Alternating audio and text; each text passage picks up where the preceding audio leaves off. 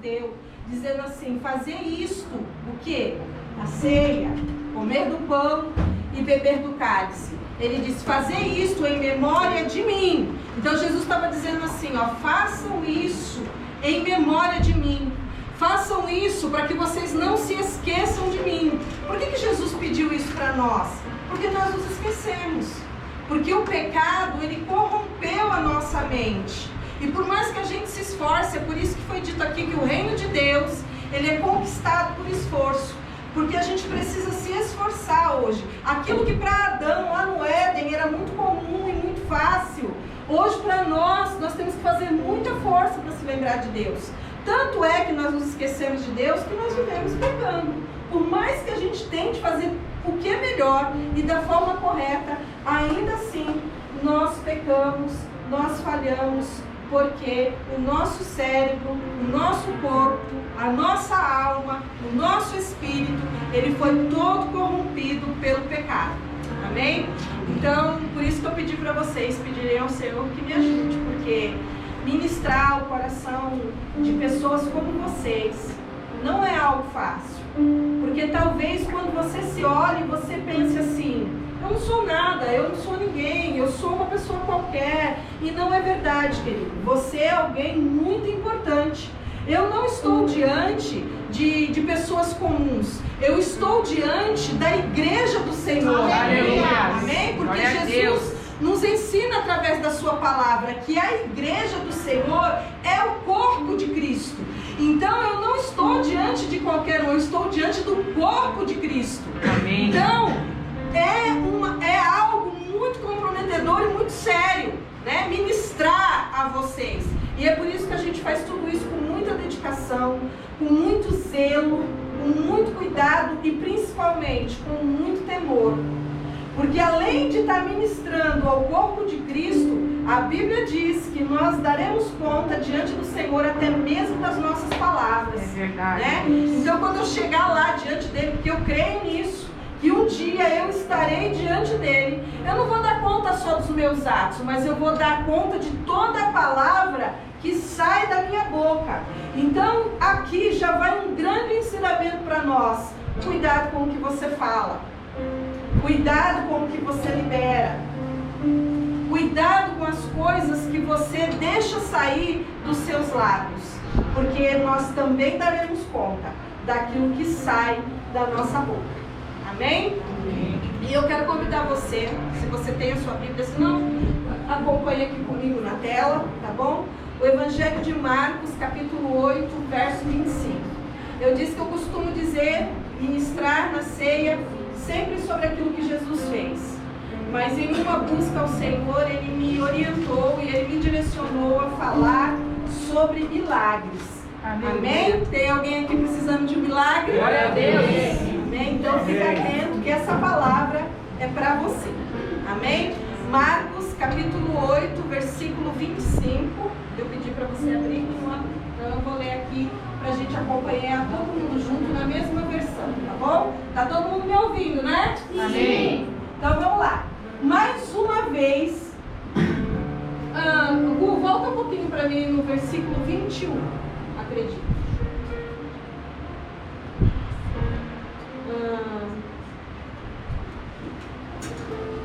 Não, mais para cima. 20, 19, por aí. Eu quero trazer o contexto da ministração. Perdão, é Marcos 5. Por isso que eu não estou achando. Marcos capítulo 5. Eu disse 8? Sim. Isso.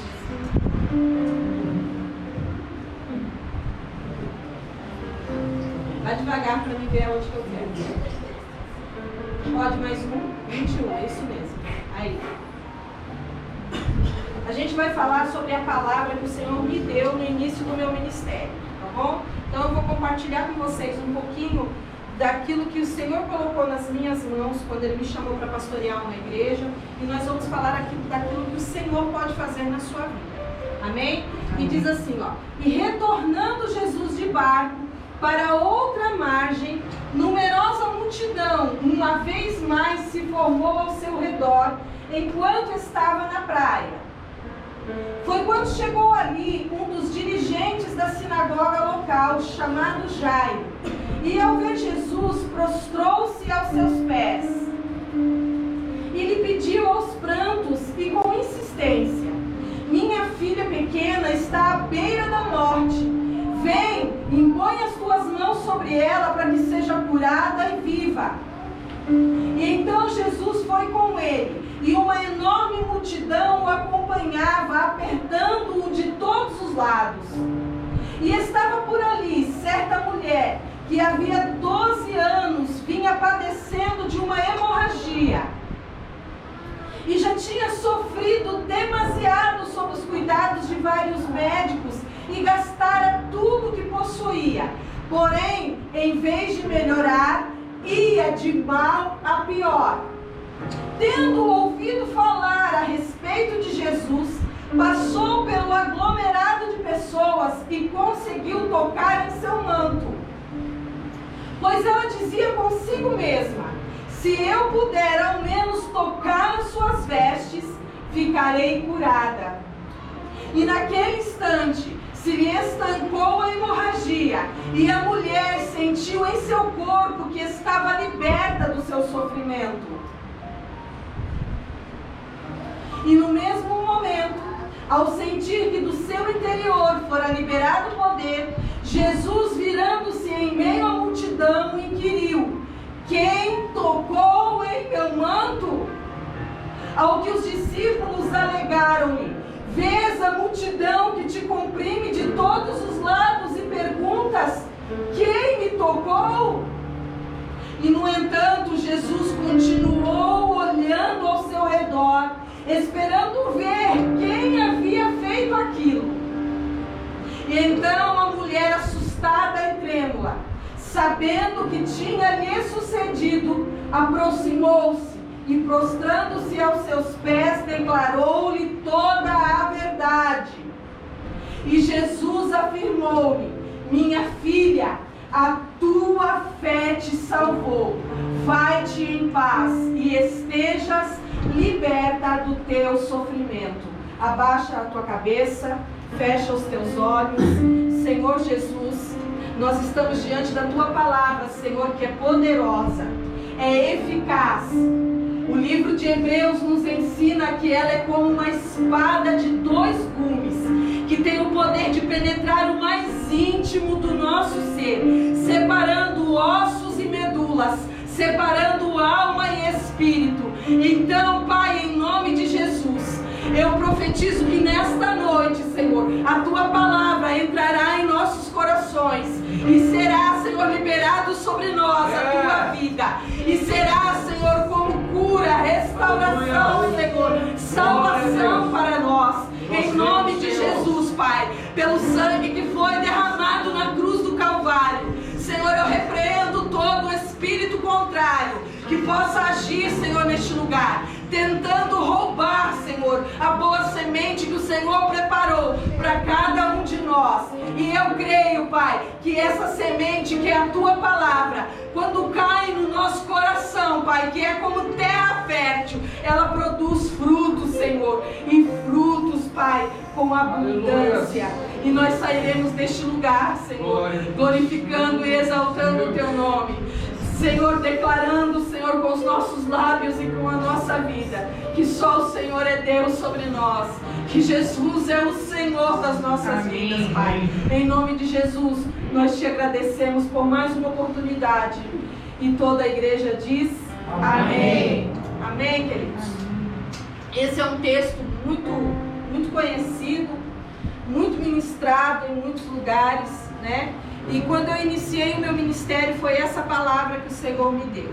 Porque essa palavra, ela fala de uma mulher que por 12 anos da sua vida, essa mulher, ela sofria de uma hemorragia. Ela sofria de uma enfermidade na sua intimidade, né? Nós sabemos que isso se trata das regras de uma mulher. Então essa mulher por 12 anos sangrava.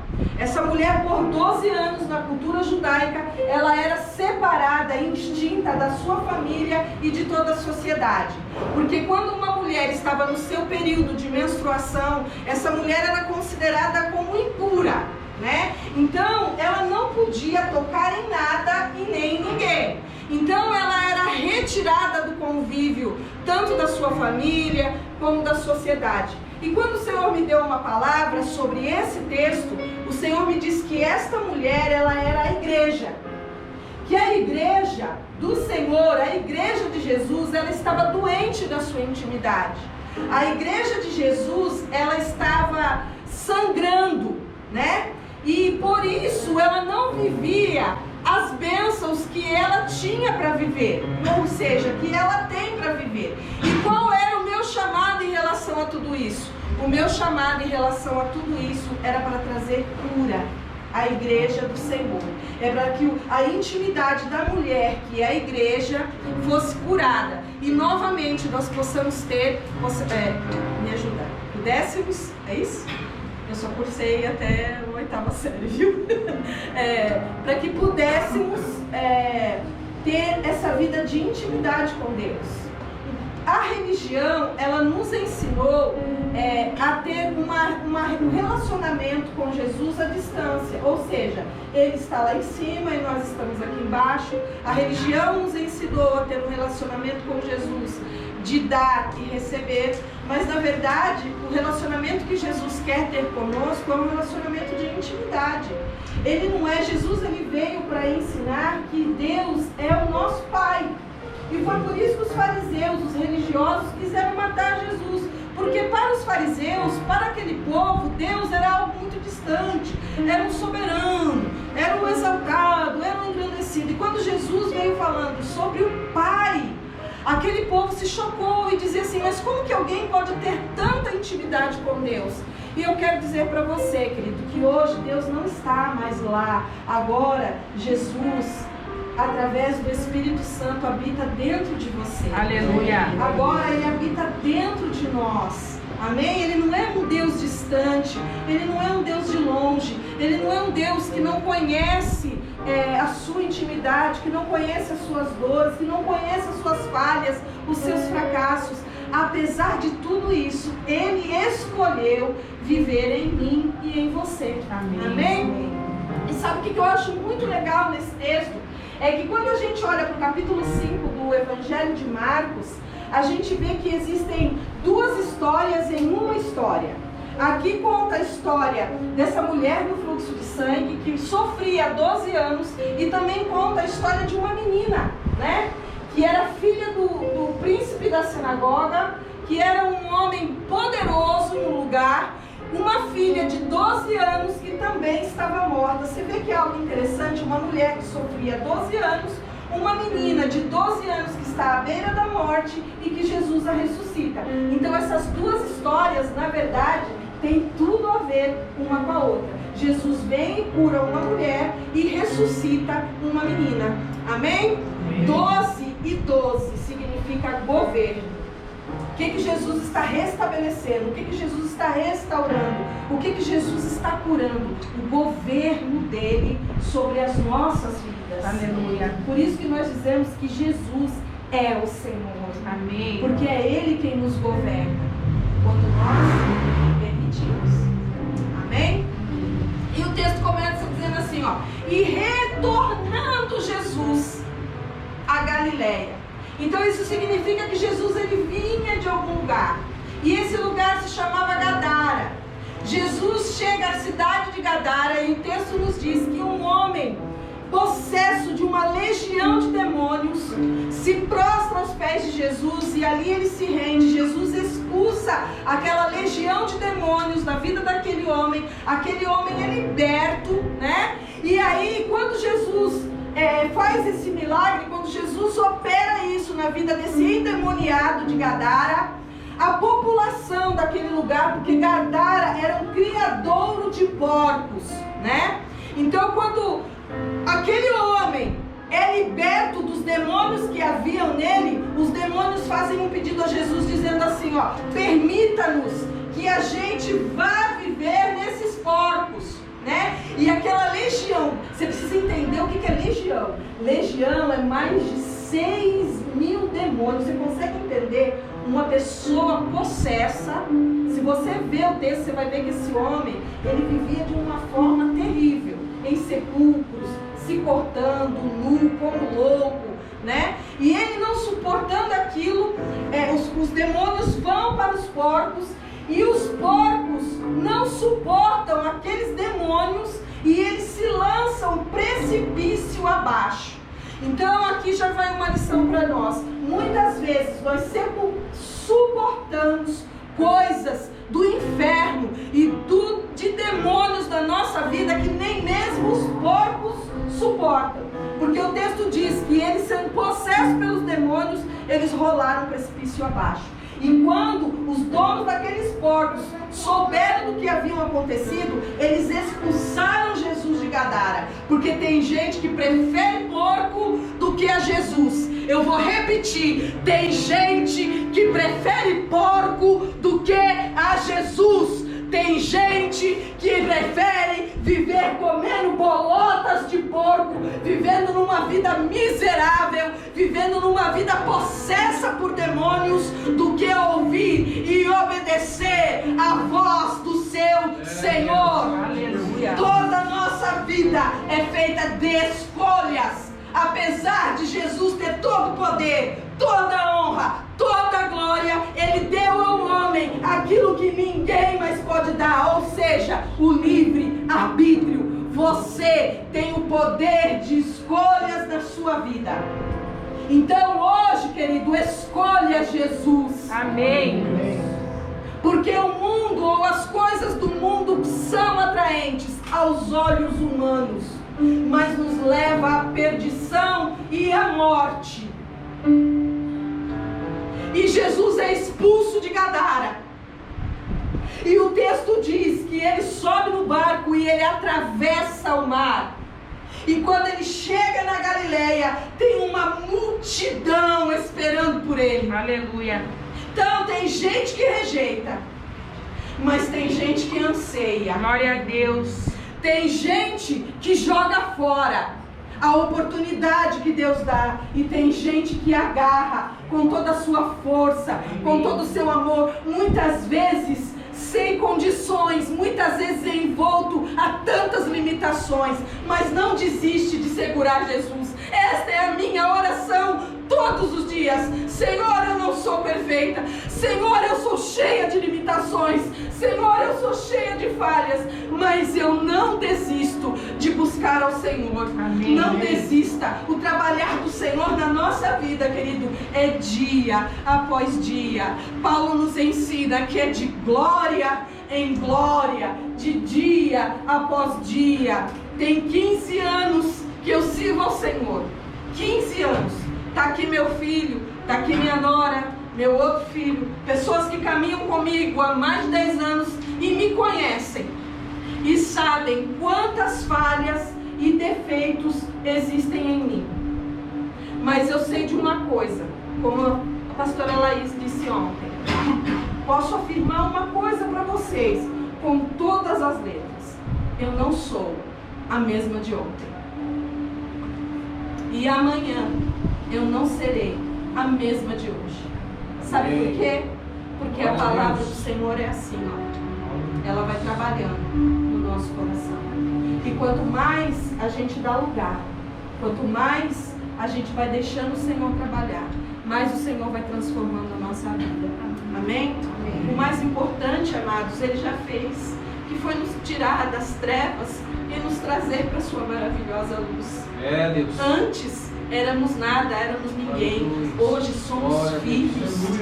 Amém? Hoje somos filhos. E então existia uma multidão em Galileia esperando por Jesus. E todo mundo naquele lugar queria tocar em Jesus. E quando Jesus bota o pé na praia, assim que ele desce do barco e bota os seus pés na praia, já vem um homem chamado Jairo, e ele se prostra diante de Jesus e diz assim: Senhor, a minha filha está enferma, à beira da morte. Eu clamo ao Senhor para que o Senhor venha até a minha casa, impõe as tuas mãos sobre ela e ela seja curada. Eu preciso agora que você entregue a sua mente, o seu coração e o seu espírito. Deixa a Angel, deixa ela andar. Se não mexer com ela, ela não vai fazer nada com você. Deixa ela andar. Entrega a sua mente ao Senhor. E se existe um desenhista perfeito, é o Espírito Santo. Amém? Então deixa ele desenhar na sua mente toda a cena. Jesus ali diante de Jairo, e Jesus diz a ele: vamos, eu vou até a sua casa. Aleluia. Mas existia algo que limitava o caminhar, a multidão. Muita gente naquele lugar, esperando uma manifestação de Jesus. Todo mundo ali queria tocar Jesus. E eu tenho certeza que você veio aqui porque você precisa tocar o Senhor. Aleluia. Ou se você não precisa tocar, você precisa de um toque dele na sua vida. Amém. E assim estava aquela multidão. Imagine comigo a praia, a multidão, Jairo se prostrando aos seus pés. Pense num pai que está com a sua filha à beira da morte. A urgência do coração de Jairo. E a multidão impelindo, e a multidão comprimindo. E Jairo e Jesus e os discípulos tentando caminhar sobre aquela multidão. E todo mundo querendo tocar Jesus. E aí no meio do caminho, o texto diz que uma mulher que havia ouvido falar de Jesus, uma mulher que há 12 anos sofria com uma hemorragia, com um fluxo de sangue, uma mulher que era separada da sua família, que era separada da sociedade, uma mulher que não podia tocar ninguém, não podia ser tocada por ninguém, e ela pensa assim, ó, eu já gastei tudo que eu tinha, eu já passei pela mão de todos os médicos, eu já fiz tudo o que eu podia fazer e eu não conseguia cura. Se a gente analisar o texto, a gente vai ver que ela diz assim, ó, que ela sofreu demasiadamente nas mãos dos médicos. Ou seja, aquela mulher, ela já estava num estado de cansaço emocional, de uma fadiga, um estresse emocional e físico. Porque além de já ter gastado tudo que tinha, de já ter passado pela mão de todos os médicos, a Bíblia diz que ela já havia sofrido demasiadamente. E então ela olha para Jesus e ela vê o quê? A oportunidade de ser curada. Amém. E ela pensa consigo mesma. Ela diz assim, ó, se ao menos eu tocar, se ao menos eu tocar em suas vestes, eu serei curada. Então a gente vai falar de algumas características que essa mulher teve. E eu quero começar dizendo para você que nós não podemos nos limitar. Quando nós precisamos de um milagre em nossas vidas, a gente não pode se limitar aos obstáculos. Porque os obstáculos vêm para impedir que o milagre de Deus alcance as nossas vidas. Se a gente olhar para a história dessa mulher, a gente vai ver que havia muitos obstáculos. Primeiro, o medo. Porque se ela fosse pega no meio da multidão e as pessoas reconhecessem quem ela era morta, apedrejada, porque ela era considerada impura. Então, o primeiro obstáculo que a gente tem que vencer é o medo. Amém. Tem gente que tem medo. Tem gente que na caminhada da fé ou do milagre, ele para no meio do caminho por causa dos obstáculos, por causa do medo, por causa da incredulidade. Pense comigo, olha o que ela disse. Ela disse assim, ó, se ao menos eu tocar na orla do seu manto, eu serei curada. Você sabe por que ela pensou isso? Porque ela se considerava impura. ela se considerava indigna. Enquanto toda a multidão tocava Jesus, ela pensou assim, ó, se eu tocar só a orla, só a pontinha das vestes. Eu não sei você, mas quando eu cheguei me sentindo assim, indigna. E eu era.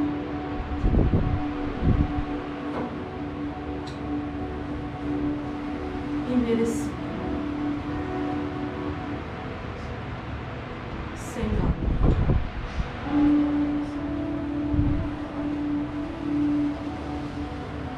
Eu tinha medo, Rock, até de orar.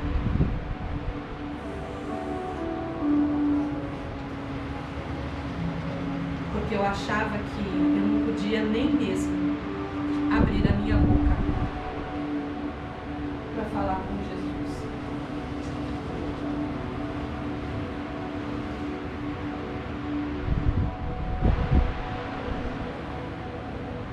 E se você chegou aqui nessa condição, se achando indigno e imerecedor, eu quero dizer para você que graça é favor imenso. Aleluia. Não é porque a gente merece, não é porque a gente é bom. Ele vem todo dia, não é porque a gente é bom, não é porque nós merecemos, não é pelo que nós fazemos. O dia que eu entendi isso, eu fui tão constrangida pelo amor dele,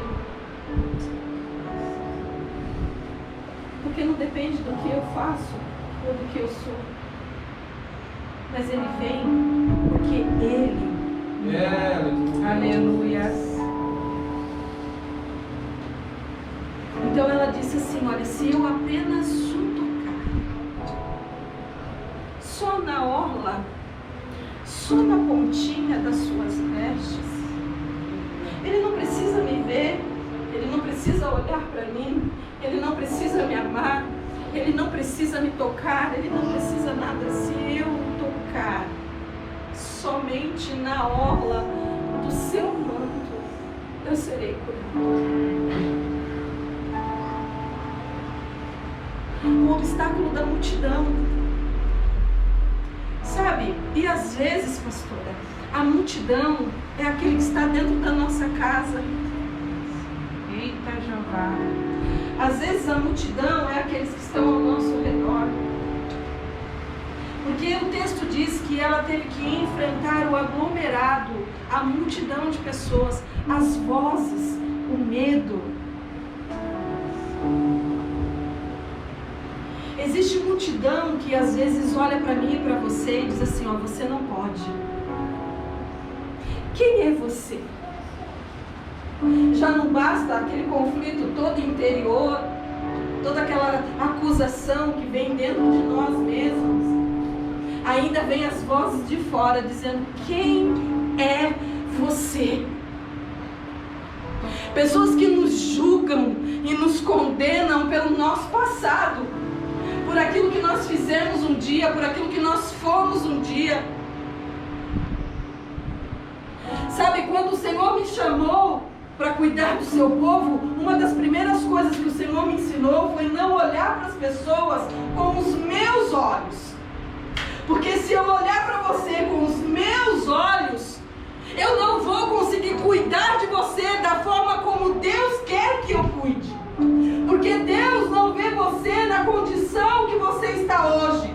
Deus não vê você com aquilo que você é agora. Deus vê você naquilo que você pode se tornar. É Deus. E Ele vê além daquilo que você vê. É Deus, aleluia. Talvez as pessoas olhem você e julguem e condenem por um erro que você cometeu lá atrás. Mas quando Jesus olha para você hoje, Ele diz, eu faço nova todas as coisas. Glória a Deus. Amém. E os improváveis mesmo. Aleluia. Jesus usa os improváveis mesmo. Glória a Deus, Senhor. É o pescador, é o publicano, é a prostituta,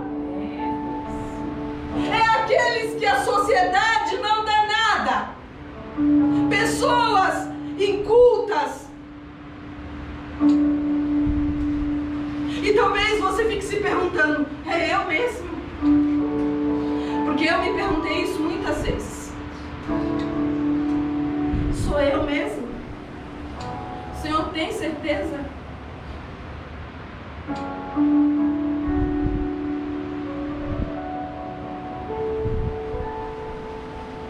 Então, para você viver um milagre, você precisa vencer a si mesmo e vencer a multidão. Você precisa vencer os medos, os traumas que existem dentro de você, as palavras que foram liberadas sobre a sua vida, para que você possa viver e desfrutar daquilo que o Senhor tem para a sua vida. Se você parar na palavra do homem, você não vai viver o milagre de Deus. Se você for parar nos seus sentimentos, você não vai viver os milagres de Deus. Se você não tirar os seus olhos de você mesmo, você não vai viver os milagres de Deus. Porque ela teve que tirar os olhos dela mesma. Porque essa mulher sofria 12 anos. Ela já não tinha mais bem algum. Ela já não tinha mais força alguma. Já havia sofrido demasiadamente. Então você vai ter que tirar os seus olhos de si mesmo e olhar para... Sabe, eu acho que num momento assim não tem mais ninguém. É só você e ele. Você já viveu algo assim? Você pode estar no meio da multidão, mas se você se entrega e você foca nele, parece que no ambiente só tem você e ele. Amém. E ela enfrentou aquele aglomerado de pessoas e ela tocou na orla de Jesus.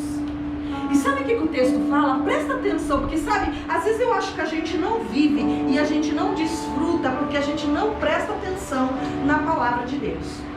Porque o texto diz que quando ela tocou, instantaneamente ela foi curada. Instantaneamente cessou a hemorragia.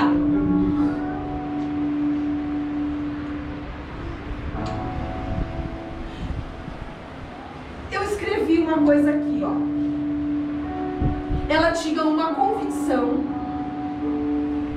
e no mesmo instante que ela tocou, ela foi curada. Sabe o que essa mulher fez? Ela provocou o milagre dela. Diga para a pessoa que está do seu lado: provoque. Não, você está muito fraco. Diga comigo: provoque. Milagre de Deus na sua vida. Tem gente que fica esperando o milagre acontecer. Tem gente que fica lá de braço cruzado, tá aqui de domingo a domingo esperando o milagre acontecer. Deixa eu falar uma coisa, eu acredito no tempo de Deus, porque eu não sou besta. A palavra de Deus diz Eclesiastes, olha lá, viu? Eclesiastes 3, que há tempo para todas as coisas. Não é isso que diz? Irmão, mas uma mulher sírio-fenícia com uma filha endemoniada, Jesus andando, ela passou 3 dias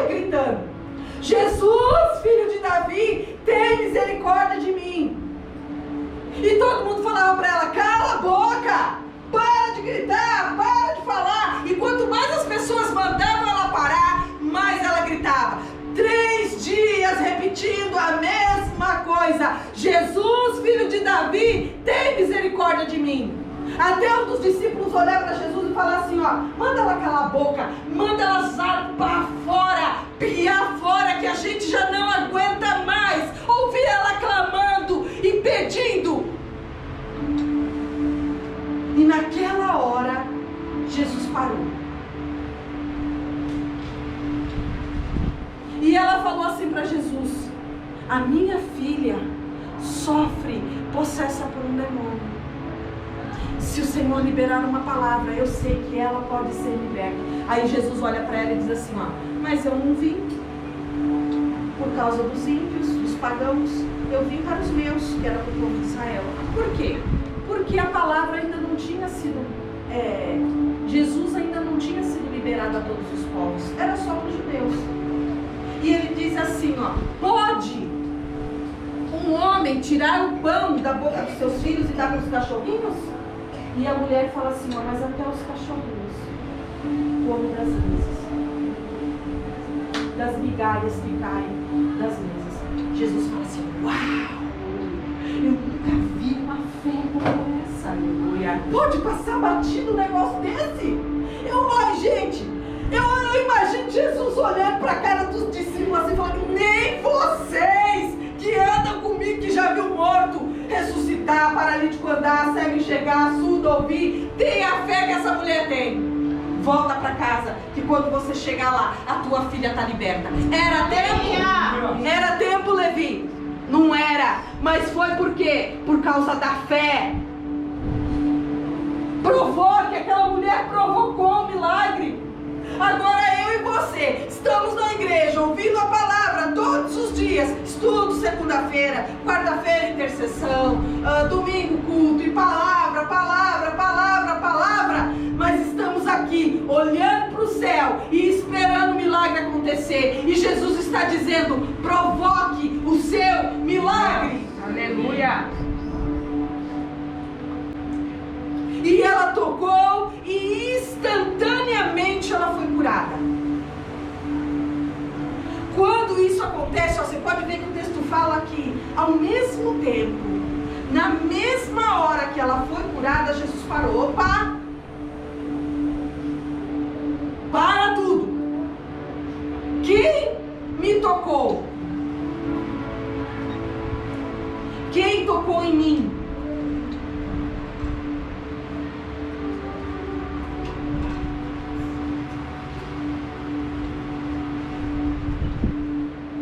E aí um dos discípulos responde assim, Senhor, a gente está no meio de uma multidão,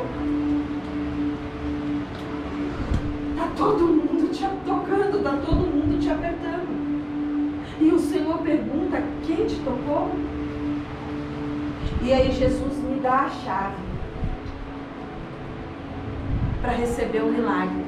Jesus fala assim, ó, é verdade, está todo mundo me tocando, está todo mundo me tocando, mas alguém me tocou de uma forma diferente, porque eu senti que de mim saiu o poder. Aleluia. Você está entendendo que tem um toque?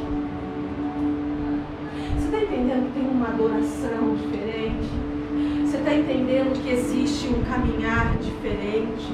Você está entendendo que existe um toque diferente no Senhor? Irmão, eu estou pregando aqui, tem gente que está quase dormindo. Aí quer receber milagre.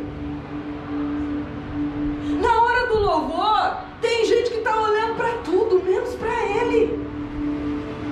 Irmão, você acha que vai acontecer o que na sua vida? Eu vou ser ousada. Ainda tem coisas que acontecem na sua vida que não é nem por causa de você sabia disso? Que tem coisas que acontecem na sua vida por amor do outro que está sentado do seu lado? Que Deus ama tanto a pessoa que está do seu lado, que faz algo na sua vida, que não é nem por causa da sua fé, mas é porque tem gente que tem fé por ele e fé pelo outro. É verdade, sim.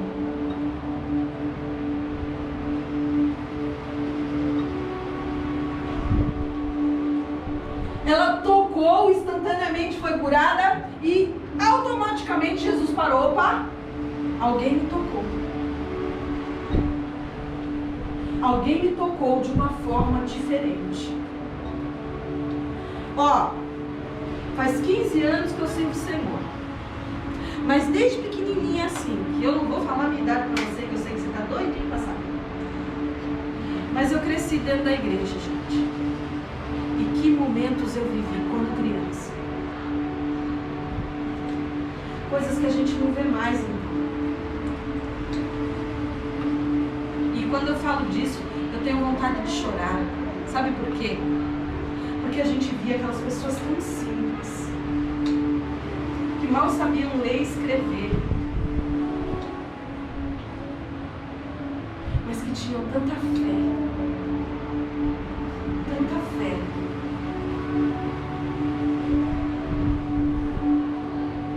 Homens que, como eu disse, mal sabiam. Eu já vi pessoas que nem enxergavam, que não eram cegos.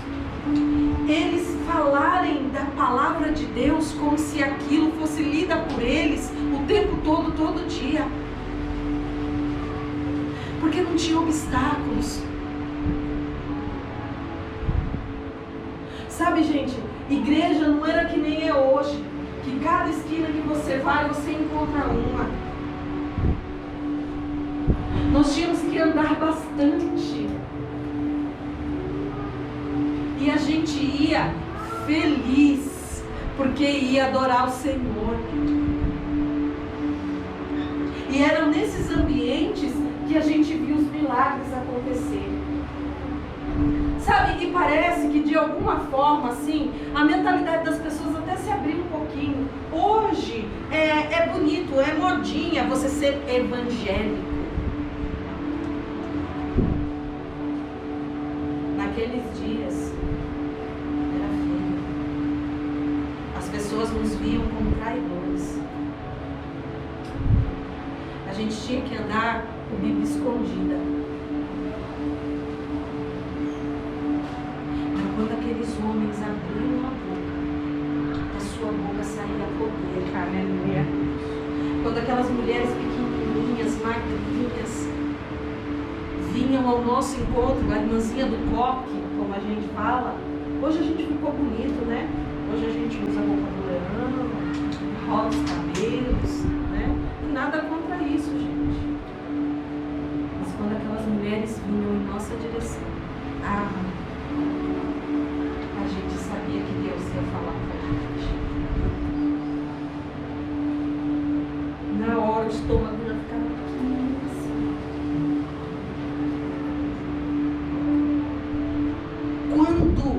Quando que uma criança se comportava desse jeito?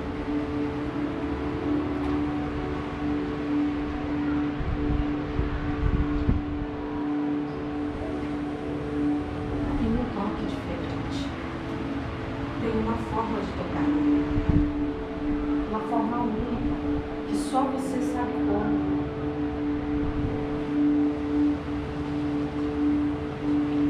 Eu imagino que ser curado de algo que aflige a nossa carne por muito tempo seja magnífico, Ingrid. Você sofrer de uma enfermidade e você ser curado, eu acredito que seja algo sobrenatural. Aleluia. Maravilhoso. Mas quando ele vem e ele cura, que deu. Quando ele vem e transforma você, porque o toque dela fez um milagre no corpo, mas agora o toque da palavra dele no coração mudou toda a história da vida dela. Aleluia.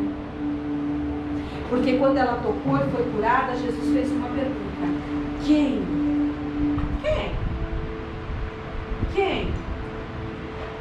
Quem me tocou? E agora quando ela fala, eu te toquei. Eu fui curada no corpo pelo Senhor.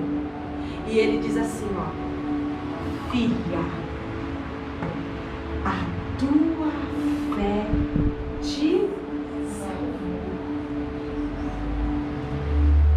Agora não é mais o físico. dignidade sendo devolvida.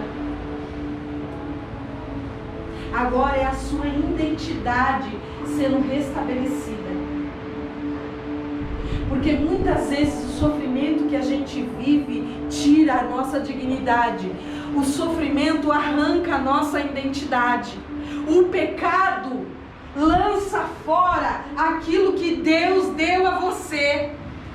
Mas agora, além de curar, além de produzir um milagre exterior, agora Ele produz um milagre interior. E Ele dizendo assim, ó, filha, antes era quem? Agora é filha. Aleluia. Filha. Você é filho. Você é filha. Amém. A tua fé te salvou.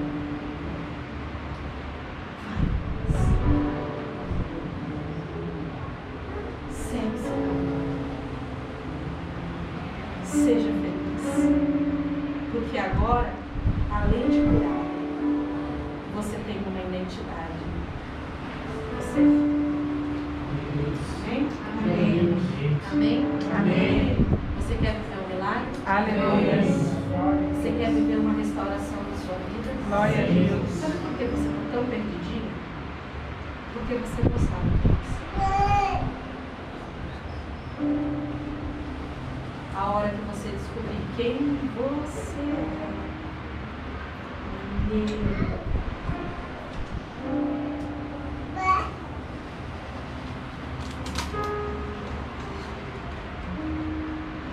você vai deixar de ser alguém na multidão e vai se tornar filho e filha de Deus. Amém? Amém. A mesa é para os filhos. Fica de pé comigo.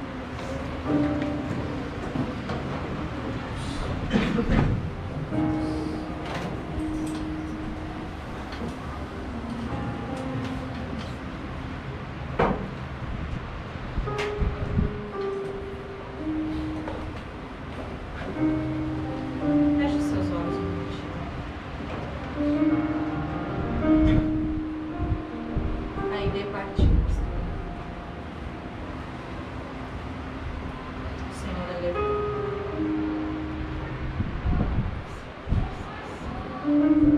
Feche os seus olhos. Senhor Jesus, nós oramos, Senhor, pela família da ID. Nós oramos pelos seus filhos e pelos seus familiares. Senhor, a tua palavra diz que só o Senhor pode trazer o consolo ao coração, o refrigério àquele que perde um ente querido. E nós te pedimos em nome de Jesus, Pai, que o Senhor venha trazer um refrigério sobre o coração do Evandro, do Hermo. Que o Senhor console suas vidas. Aí desse foi, mas nós estamos aqui, Senhor, prontos para cumprir o teu propósito, Senhor, diante da tua mesa, Pai. Muitos de nós estamos aqui, Senhor, à espera de um milagre, quando o Senhor diz: provoque o milagre, toque em mim de uma forma diferente. Que nessa noite nós possamos subir essas escadas, Senhor, com uma fé e uma convicção tão grande no nosso coração, Pai. Assim como essa mulher teve, foi curada pelo Senhor. Que a nossa dignidade e a nossa identidade, Senhor, de filhos seja restaurados. Nós estamos diante dessa mesa que o Senhor preparou para nós, Pai. Diante do pão e diante do cálice divino, que representa o teu corpo e o teu sangue, Pai, que foi dado por nós. Nos ensina, Senhor, a participar desta mesa como filhos. É isso que nós te pedimos e te agradecemos, no nome de Jesus. Amém. Amém? Abra sua Bíblia comigo no livro de 1 Coríntios, capítulo 1 Coríntios. Desculpa, irmãos, é que eu estou ministrando aqui e apareceu uma janelinha aqui. falando da igreja.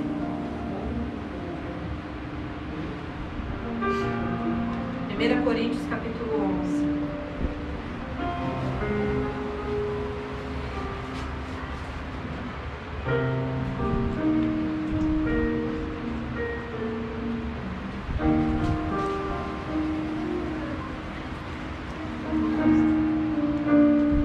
Verso 23.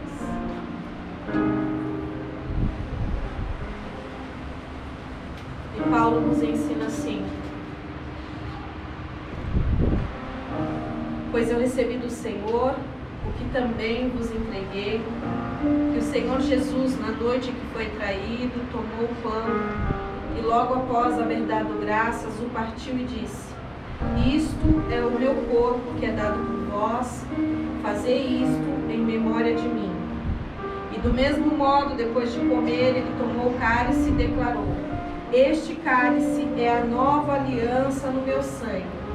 Fazei isto todas as vezes que o beberdes em memória de mim. Portanto, todas as vezes que vocês comerem deste pão ou beberem deste cálice, proclamais a morte do Senhor até que ele venha. E por esse motivo, quem comer do pão ou beber do cálice do Senhor indignamente, será culpado de pecar contra o corpo e o sangue do Senhor. Examine, pois, cada um a si mesmo, e dessa maneira coma do pão e beba do cálice. Pois quem come e bebe sem ter consciência do corpo do Senhor, come e bebe para a sua própria condenação. E por essa razão há entre vós muitos fracos e doentes, vários que já dormem. Contudo, se nós tivéssemos a cautela de julgar a nós mesmos, não seríamos condenados. No entanto, quando somos julgados pelo Senhor, estamos sendo corrigidos, a fim de que não sejamos condenados juntamente com o mundo. Amém? Então, Paulo aqui na carta de Coríntios, ele vem nos ensinando a forma de cear, a forma como nós devemos participar da mesa do Senhor. Essa não é a mesa da sua casa, que você come e você bebe da forma como você quer. Essa mesa é a mesa do Senhor. É a mesa que o Pai preparou para os seus filhos. E aqui Paulo ele vai dando algumas recomendações de como isso deve ser feito. E ele disse que ele não recebeu isso de outra pessoa. Ele não recebeu de um outro pastor, de um outro discípulo. Ele diz que ele recebeu isso do próprio Senhor, né? Então aí ele vem nos ensinando e ele diz assim, ó: vocês, para comerem e beberem deste pão e deste cálice, vocês precisam ter o quê? Consciência do corpo. E ele nos dá outra recomendação. Ele diz assim, ó: examine-se, pois, o homem a si mesmo. Então esse é um momento que não é eu que vou examinar você. Não sou eu que vou dizer se você pode ou se você não pode. Esse é um momento que é você e Deus. É você que vai fazer um autoexame. E qual é o exame? É o exame se eu pequei? Se eu perguntar aqui para você, irmão, você pecou? Você quer perguntar para mim? Muito. Hoje, inclusive, várias vezes. É que pra gente foi ensinado que pecar é matar, roubar, adulterar, né? Mas na verdade mentir é pecado. Falar mal dos irmãos ou de quem quer que seja é pecado. Jesus disse que na antiga lei, aquele que tinha um relacionamento sexual com outra mulher, ele pecava.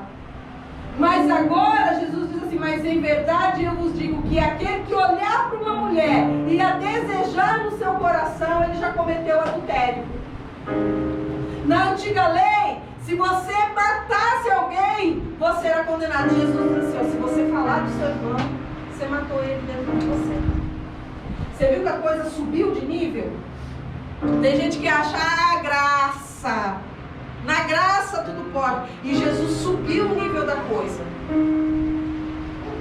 Então quando Paulo fala assim, ó, examine-se, pois, o homem a si mesmo. Feche seus olhos e examine você. Examinou? Quando eu olho para 1 Coríntios, para a igreja de Coríntios, é isso que eu vejo. Ele fala assim, fecha os seus olhos. Olha para dentro de você. Vê quem que você é. Você viu quem você é? Agora come e bebe. Porque nós precisamos dele. Agora eu vou dizer para você quando você não deve ser. Quando você não discerne. Não sei se você não faz parte do corpo. Eu não estou falando para quem é batizado ou deixa de ser batizado. Eu estou falando para quem não discerne o corpo. Você não faz parte do corpo. Olha, pastora, eu acho muito bonito, eu gosto de tudo isso daqui, mas eu ainda não faço parte do corpo. Não pode, não é, porque você vai estar fazendo isso na sua própria condenação. Ou eu faço parte do corpo, mas eu não tenho discernimento de quem está do meu lado. Eu não entendo que eu e ele somos um. Que aqui não tem dinheiro, aqui não tem ouro. Nós somos um. Aleluia. Nós somos um. Você gostando de mim ou não, eu sou uma com você. Então, se eu faço mal para você, eu estou fazendo mal para mim mesmo. Se eu falo mal de você, eu estou falando mal de mim mesmo. Se eu desejo mal a você, eu estou desejando mal a mim mesmo. Então, quando Paulo fala para a gente não comer e não beber, é quando a gente não discerne o corpo. Eu não sei quem você é. Eu não sei o seu nome.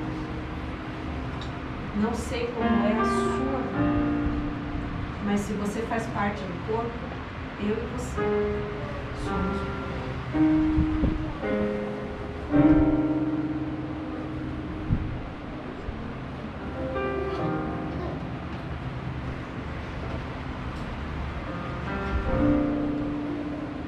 Essa é a única maneira.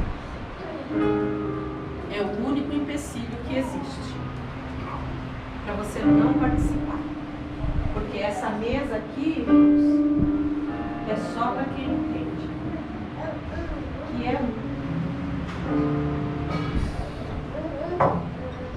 Ele foi partido. Mas ele era um. E se tornou em muitos. O sangue foi derramado e cobriu a todos. E se você não entende que você é uma com ela e comigo, você não pode entender que você é um com ele. Porque quando você come e você bebe, você se torna um com ele. Ele começa a fazer parte de você e você faz parte dele. Você está entendendo o que eu estou dizendo?